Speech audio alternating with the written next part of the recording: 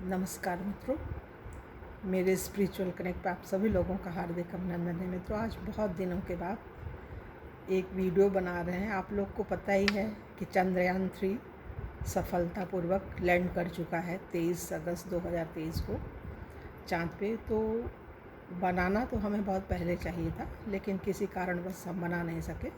तो चलिए, कोई बात नहीं, देर से ही सही ये मेरा मन हुआ कि बनाना चाहिए, इसलिए कि चीज़ें रिकॉर्ड हो जाती हैं और जब मन करे तब व्यक्ति सुन सकता है और अपने जो आने वाली भावी पीढ़ी है उसको भी देखने, सुनने, समझने में अच्छा लगेगा और वो अपनी संस्कृति के बारे में जान सकेगा।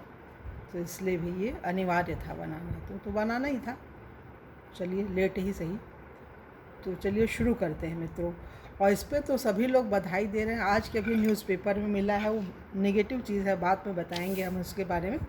चलिए अभी शुरू करते हैं कि किस तरह से लैंड हुआ, क्या कर रहा है चंद्रयान 3 पर जो लैंडर और विक्रम और रोवर, प्रज्ञान रोवर। तो इसके बारे में चंद्रयान 3 के प्रज्ञान रोवर ने चाँद की सतह पर चहलकदमी शुरू कर दी है। ये मित्रों 25 अगस्त के न्यूज़पेपर में आया हुआ है। प्रज्ञान ने पहले दिन कई मीटर सफ़र तय किया और वैज्ञानिक प्रयोग शुरू किए। तय प्रोग्राम के मुताबिक अगले 2 हफ्ते, ये ध्यान से सुनिए, समझिए मित्रों इसको।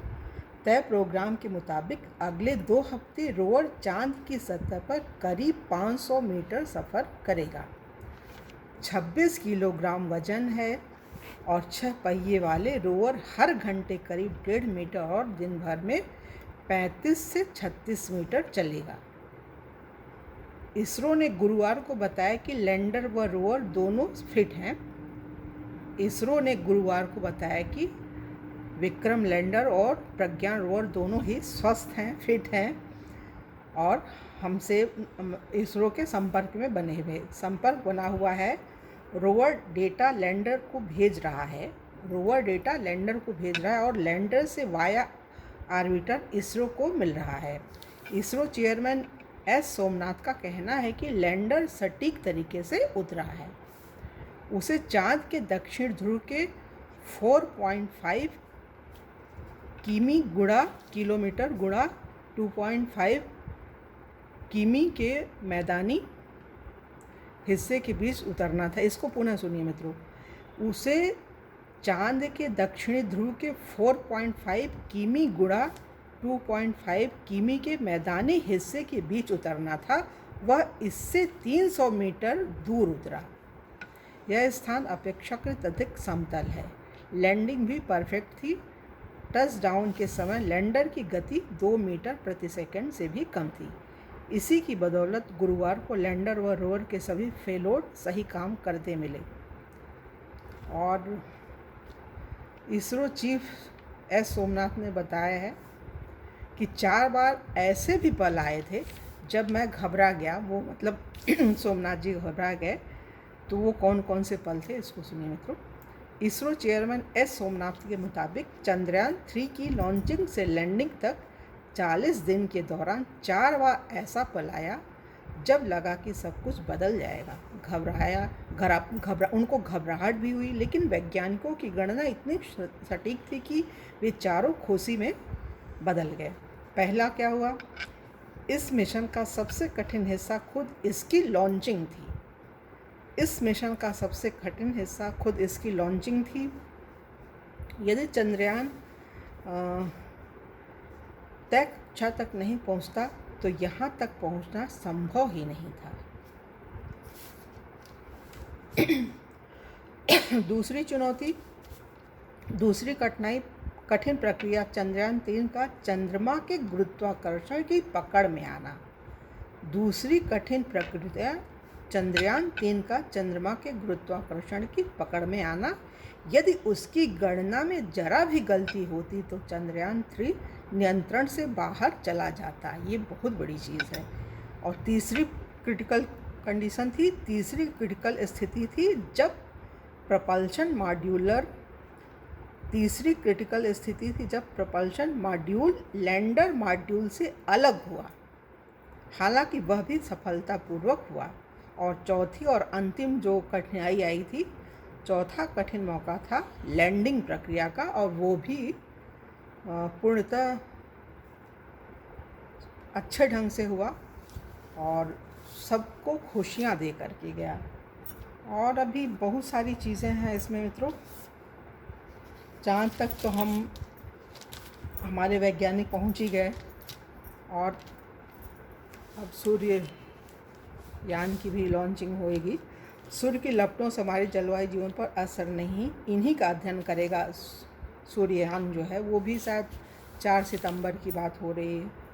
तो तब तक, और अभी ये आज के ही न्यूज़पेपर में आया है, कुछ जो फॉरेन कंट्रीज़ के लोग हैं उन्होंने बड़ी आलोचना की है, तो उस पर भी है। तो 2-4 लाइन इसको भी हम चाहते हैं कि आप लोग सुन लीजिए, इससे सही रहेगा। इसमें क्या है ना कि भावना बड़ी नेक होनी चाहिए, और बड़े सरलता और सहजता के साथ किसी भी देश की, किसी भी व्यक्ति की जो उसकी सफलता है उसको सराहा जाना चाहिए। उसकी आलोचना करो तो सही के लिए करो। आलोचना का अर्थ ही होता है कि अच्छाई है तो अच्छाई बताओ, सिर्फ खराबी ही नहीं बताओ। खराबी ही बताओगे तो आपको दुनिया जानती है और समझ जाती है कि आप क्या हो और किस भाव से बोल रहे हो। तो इसमें चंद्रयान की लैंडिंग से अंग्रेज़ों को गुस्सा क्यों आया है, इसके बारे में थोड़ा सा सुन लीजिए। और एक जो हेडलाइन है उसमें यह है कि भारत तब गुलाम बना था, भारत तब गुलाम बना था जब मीर जाफ़र ने 1757 में प्लासी की लड़ाई में अंग्रेज़ों का साथ दिया था। आज भी भारत में ऐसे अनेक मीर जाफ़र छुपे बैठे हैं जो ब्रिटिश हितों का पोषण करते हैं, लेकिन अब उनकी नहीं चलने वाली है। अब सबको पता हो गया है, मीडिया का ज़माना है, इलेक्ट्रॉनिक मीडिया के माध्यम से हर चीज़ इमीडिएट पता चल जाती है लोगों को, और वो सब समझ जाते हैं। तो थोड़ा सा इसमें सुनिए मित्रों।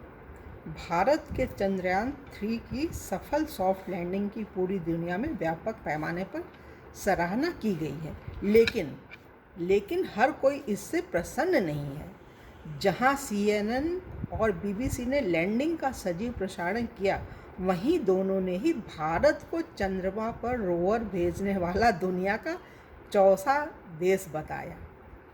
सोशल मीडिया पर खासी आलोचना के बाद दोनों ने 1 घंटे के बाद स्वीकारा कि भारत चंद्रमा के दक्षिणी ध्रुव पर रोवर की सॉफ्ट लैंडिंग करने वाला दुनिया का पहला देश है।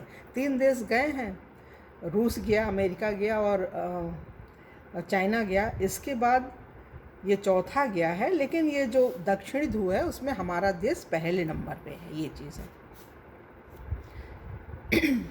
चंद्रमा का दक्षिण ध्रुव रूखे धरातल और गहरे क्रेटरों से भरा अपरिचित और अंधकारपूर्ण इलाका है।